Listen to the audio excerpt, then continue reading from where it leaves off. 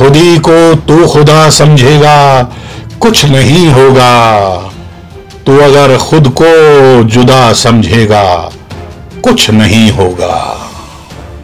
किसी भी समाज, मुल्क या संगठन को चलाने के लिए एक सामूहिक नेतृत्व की जरूरत होती है, लेकिन अगर कुछ लोग खुद को सभी से बेहतर या लाजवाब समझने लगें तो उस सोच का एक ना एक दिन डूबना तय होता है।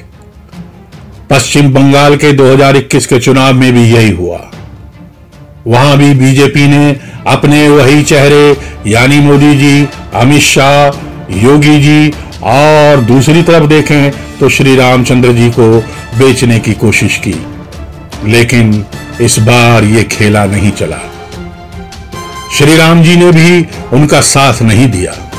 दरअसल बीजेपी को यहां पर किसी भी लोकल लीडर यानी क्षेत्रीय लीडर की कमी ले डूबी। बंगाल में बीजेपी ने विजय कैलाश वर्गीय की जगह अगर एक भी बंगला भाषी लीडर को प्रचंड रूप से आगे बढ़ाया होता तो नतीजे कुछ और होते। यूपी, बिहार के लोगों ने इनका साथ दिया, मगर तेजस्वी यादव और अखिलेश और मायावती के समर्थकों ने भी इनका वोट घटाने में कोई कमी नहीं छोड़ी।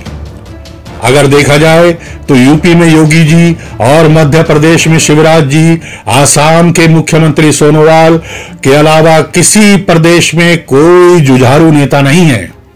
बीजेपी के वही पुराने घिसे पिटे चेहरे हर जगह पेश कर दिए जाते हैं। पंजाब में बीजेपी प्रकाश सिंह और सुखबीर सिंह बादल के पीछे लगी रही और वहां पर उन्होंने अपना पिछले एक दशक में एक भी ढंग का नेता खड़ा नहीं किया। राजस्थान में वसुंधरा राजे जो एक प्रवासी पक्षी की तरह मुख्यमंत्री बनने आती हैं और फिर उसके बाद लुप्त हो जाती हैं और कोई लीडर दिखाई नहीं देता। वहां भी बीजेपी ने एक भी दूसरा बड़ा लीडर खड़ा नहीं किया।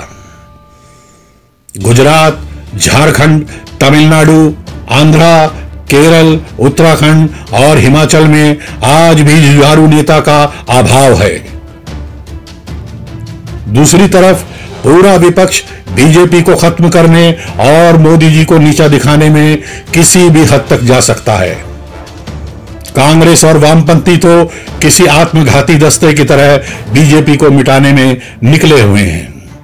वो तो कहते हैं हम तो डूबेंगे सनम, लेकिन तुम्हें भी ले डूबेंगे। पश्चिम बंगाल में उन्होंने तृणमूल को अपना वोट शिफ्ट करवाकर यही काम करके दिखाया है।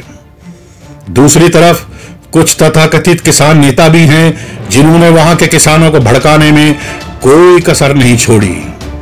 उधर मुस्लिम समाज का तो 92 से 94% हिस्सा हमेशा बीजेपी का विरोधी रहा है। बीजेपी कुछ भी कर ले, उसे मुस्लिम का वोट नहीं मिलेगा। बीजेपी को धर्म और जाति को बेचने की अपनी दुकान को भी ताला लगाना होगा। पश्चिम बंगाल में मतुआ वोट को हासिल करने के लिए उनके घर घर जाकर खाना खाते रहे ये लोग।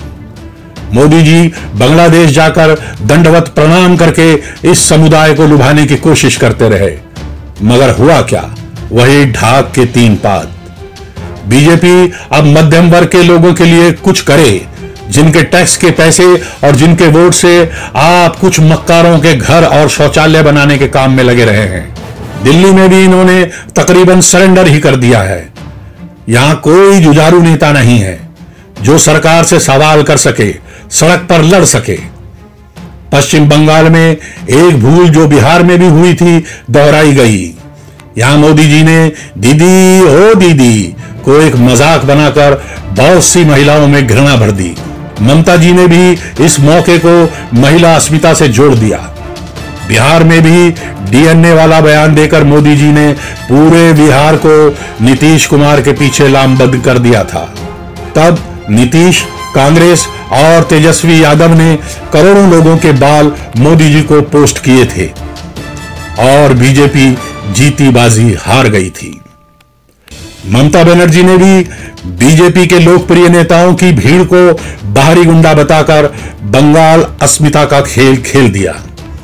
बीजेपी समझ ही नहीं पाई कि जमीन के नीचे क्या खेला हो रहा है। जबकि ममता जी ने खुली चुनौती दी थी कि अब खेला हो गए। बंगाल में मुख्यमंत्री का चेहरा सामने न लाना भी बीजेपी की एक बड़ी भूल रही।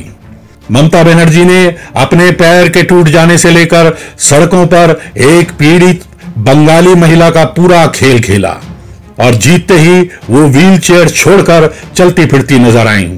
वो प्रेस कॉन्फ्रेंस में भी चलकर ही पहुंच गईं। बीजेपी के शीर्ष नेतृत्व को समझना होगा कि अब उनकी पार्टी एक दो लोगों के भरोसे नहीं चल सकती। अब उनके एक दो चेहरे और ज्यादा बिकने के काम में नहीं आएंगे। अब वो ये ना कहें 73-74 सीटें तो हमने फिर भी पश्चिम बंगाल में जीत ही ली, पहले तो हमारी 3 ही सीटें थी। हार हार होती है। आपने 200 सीटों का वादा किया था, हुंकार भरी थी, अहंकार दिखाया था, लेकिन क्या हुआ? सब कुछ मिट्टी में मिल गया, क्योंकि आपके पास लोकल नेता नहीं थे, जुझारू नेता नहीं थे। आपने उनको पनपने नहीं दिया।